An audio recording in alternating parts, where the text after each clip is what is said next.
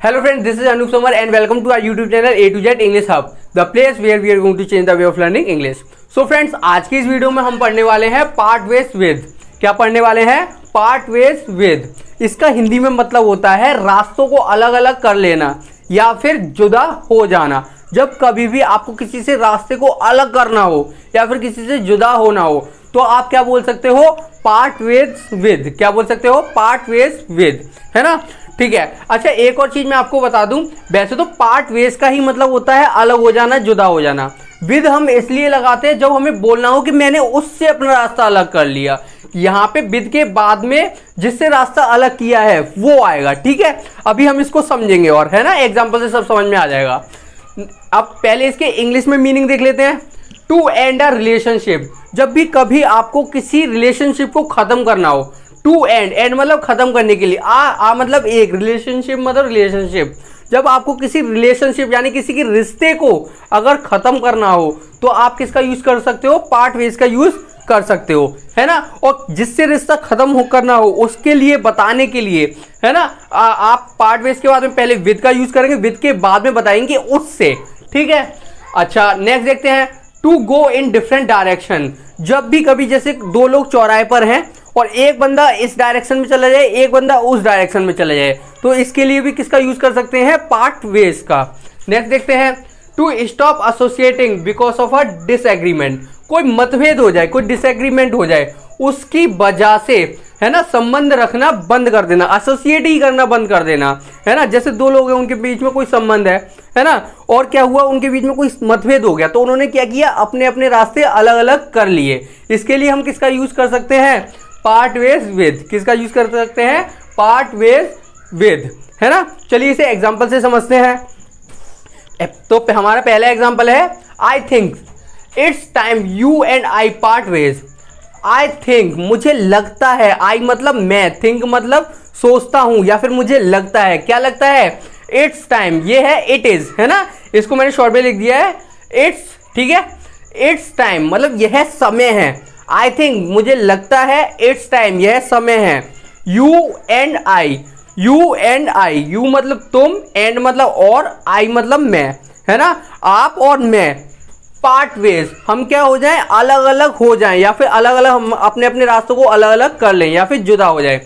I think, मुझे लगता है, इट्स टाइम, यह समय है ना। You and I part ways, कि तुम और मैं अलग अलग हो जाएं या फिर अपने अपने रास्ते अलग अलग कर लें या फिर जुदा हो जाएं। हिंदी में देखते हैं। मुझे लगता है कि यह आपके और मेरे अलग होने का समय है। ठीक है, I think it's time you and I part ways. मुझे लगता है कि यह आपके और मेरे अलग होने का समय है। नेक्स्ट एग्जांपल देखते हैं। We said our goodbyes and parted ways. We मतलब कि हम, सेड हमने कहा, क्या कहा? आर मतलब हमारे, गुड बाइज हमने हमारे अपने अपने क्या कहे? गुड बाय कहे, है ना। एंड पार्टेड वेज, और क्या किया? जुदा हो गए। We said our goodbyes and parted ways, हमने अलविदा कहा और अलग हो गए, है ना। हमने क्या किया? अलविदा कहा और अलग हो गए। नेक्स्ट एग्जांपल देखते हैं। The two brothers parted ways at the intersection. The two brothers, दो भाई, पार्टेड वेज, वो अलग अलग हो गए। कहाँ अलग हो गए? एट द इंटरसेक्शन, मतलब इंटरसेक्शन का मतलब होता है चौराहा। ठीक है, इंटरसेक्शन का मतलब क्या होता है? चौराहा। दो भाई पार्टेड वेज मतलब कि टू ब्रदर्स, दो भाई पार्टेड वेज, अलग अलग हो गए, है ना, एट द इंटरसेक्शन, चौराहे पर। चौराहे पर दो भाइयों की राहें अलग हो गई। हम इसे ऐसे ही बोल सकते हैं कि चौराहे पर दो भाइयों की राहें अलग हो गई। कोई किसी डायरेक्शन में चला गया, कोई किसी डायरेक्शन में चला गया। नेक्स्ट देखते हैं।